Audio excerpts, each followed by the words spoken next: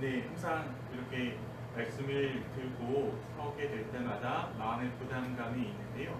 왜냐하면 사실 제가 여기에서 본문에서 듣고 보고 느끼고 또한 은혜를 받고 또 믿게 된 부분들을 전하려고 하다 보면 이 본문들이 가지고 있는 정말 디테일한 부분들을 사실은 또 놓치게 가게 될 때가 많은 것 같아요. 이게 설교자의 역량인 것 같은데 그래서 사실은 바울 서신서만 이렇게 몇 번씩 반복해서 읽어도 정말 더 은혜가 되고 그런 것 같습니다. 그래서 더더군다나 우리 각 사람들에게 주시는 은혜들을 사모했으면 좋겠습니다. 그래서 오늘 제가 나눌 것은 저희 믿음의 고백이고 신앙의 고백인 것을 또 이해하시고 나가셨으면 좋겠습니다. 자신을 가치 있는 존재로 만드는 것은 단순히 환경에 의해서 결정되는 것이 아닌 것 같습니다. 최근 어떤 작은 이런 신문 기사를 뉴스를 인터넷에서 보게 됐는데 우리나라에 있는 이제 대기업 자재들이 만든 이런 많은 어떤 그런 프랜차이즈들이나 쇼핑몰들이나 이런 것들이 우리나라에 와서는 되게 뭔가 센세이션하다, 멋지다라고 했는데 알고 봤더니 이미 외국에서 성공한 어떤 그런 것들을 디자인도 거의 그대로 다 가져오고 운영 방식도 다 가지고 온 거죠. 그래서 사람들이 실망하는 거예요. 저 사람은 뭔가 다를 줄 알았는데 이미 성공한 것을 뺏겨왔구나. 저 사람은 정말 최고의 환경에서 최고의 교육을 받은 대기업의 자제로 살았을 텐데 왜 그랬을까? 왜 새로운 것을 만들어내지 못할까? 왜 창의력을 발휘하지 못할까? 이런 안타까움이 드는 것이죠. 우리는 왜 그냥 그 사람들의 문제가 아니라 저만 해도 그렇거든요. 음악을 전공했는데 학점을 잘 받고 싶고 연주에서 성공하고 싶으면 성공한 사람들의 작품을 일단은 분석을 해요. 분석을 하다가 이거를 그대로 가져오고 싶은 욕망이 막 들어요. 너무 멋지니까, 너무 멋있으니까. 그래서 어떻게 하면 표절을 피할 수 있지? 라고 생각을 하면서 이제 하게 되는데 선배 중에 한 분은 실제로 공모전에서 입상한 곡, 그러니까 유명하지 않은 곡이 있죠. 그거를 연구를 하다가 자기도 모르게 조금씩 뺏기다가 그 곡의 논리를 계속 따라가다 보니까 결국은 원곡을 거의 그대로 쓰게 돼서 그것이 들통이 나서 이제 아주 불명예스럽게 학업을 중단해야 되는 사태까지 일어났던 것이죠. 그럼에도 많은 사람들이 뭔가 자기 것, 그러니까 진짜 자신의 어떤 진솔한 어떤 그런 결과물들보다도 성공한 무엇, 이미 있는 무언가를 가져오는 것에 더 익숙한 것 같습니다. 왜 그럴까? 우리도 왜 그렇게 성공한 것만 쫓아갈까? 그게 안전하기 때문인 것 같은데 무엇으로부터 안전한 것일까? 바로 실패로부터 안전한 것이죠. 우리는 실패를 두려워하고요. 사람들이 저 사람 실패했어 라고 판단받는 것을 두려워하는 것 같습니다. 그래서 이미 성공한 사람들의 방법을 따라합니다. 물론 그것은 학습이 되기도 하죠. 그것을 통해서 새로운 것을 만들어낼 수 있다면. 때로는 또한 그 방법이 새끼를 이용하는 정도에서 벗어난 방법이라도 저렇게까지 성공한다 해서 그 길을 따라가기도 합니다. 그러다 보니까 어느새 많은 사람들이 자신만의 길 그리고 정도를 걷기보다 샛길로 다니는 사람들이 점점 늘어나는 것이죠. 그리고 정도로 걷는 사람이 없어지면 그 사회는 뭔가 이렇게 풍요로운 것 같이 북적북적대고 뭔가 그렇지만 정신적으로는 빈약한 사회가 되는 것이죠. 왜냐하면 정도라는 질서에 가치를 주지 않고 샛길이는 편법에 더 많은 가치를 주기 때문입니다. 제 변명을 좀 하자면 저는 부산에서 운전을 배웠습니다. 그래서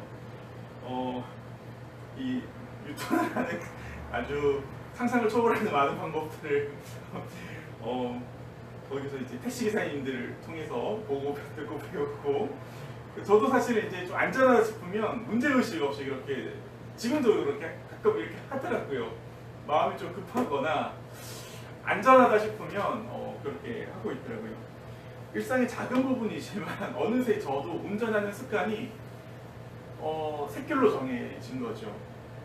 독일에 잠깐 있었는데 제일 놀랐던 것이 모든 사람들이 카메라가 없는 곳에서도 다 법을 지킨다는 거였어요.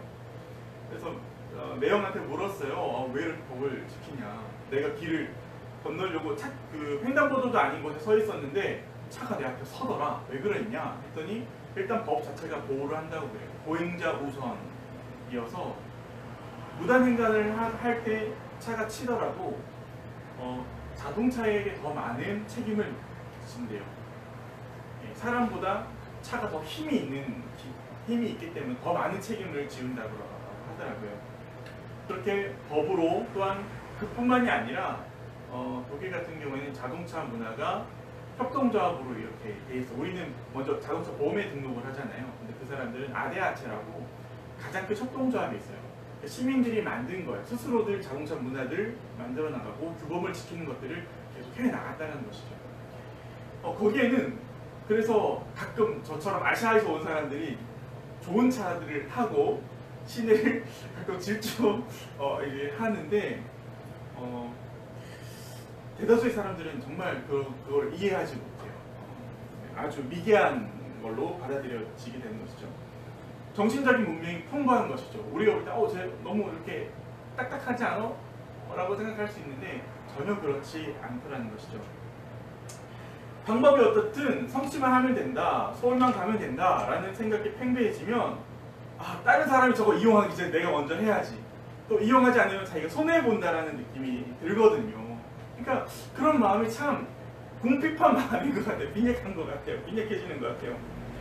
그래서 오늘 13절에 능치 못함이 없다라는 말도 한국 사람들이 참 좋아하는 말인데 그런 맥락으로 쓸 때가 좀 많은 것 같아요.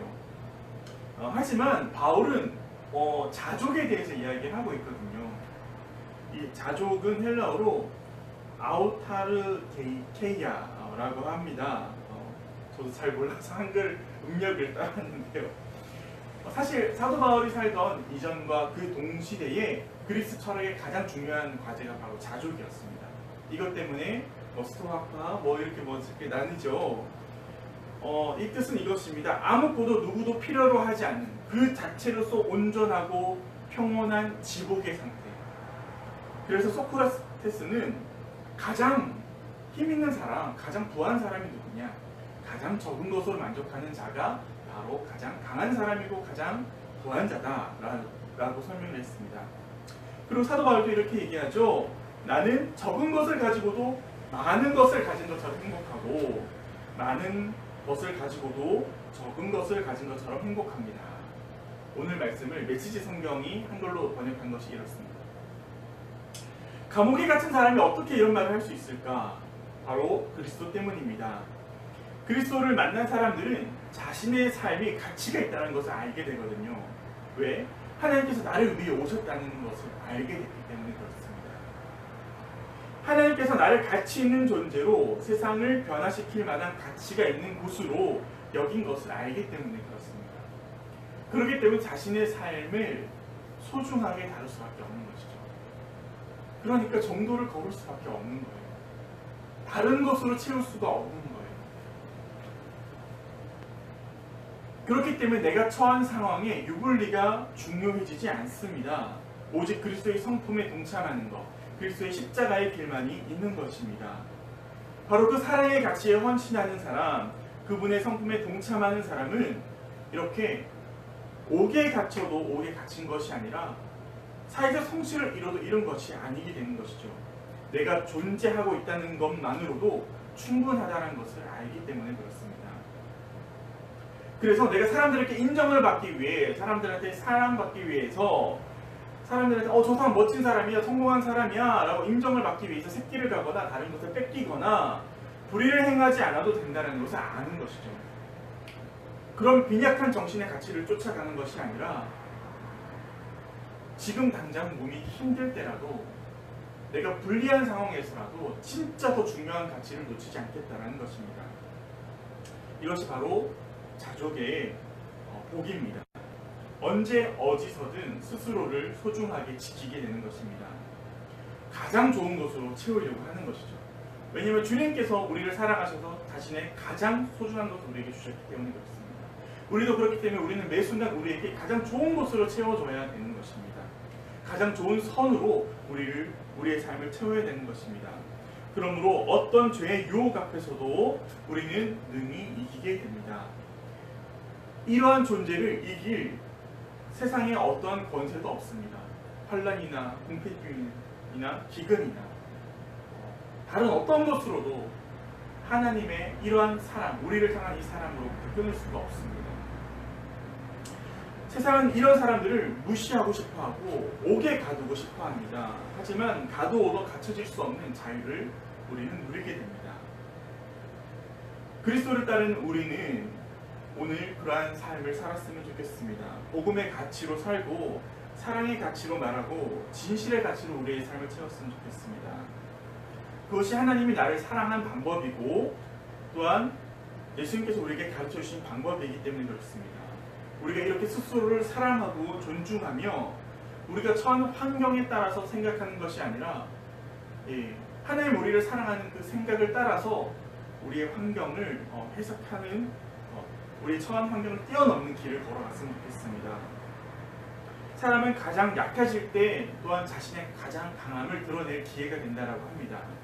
돈에 약한 사람은 돈의 유혹 앞에서, 명예에 약한 사람은 명예의 유혹 앞에서 오히려 자신의 강함을 드러낼 기회가 되는 것입니다.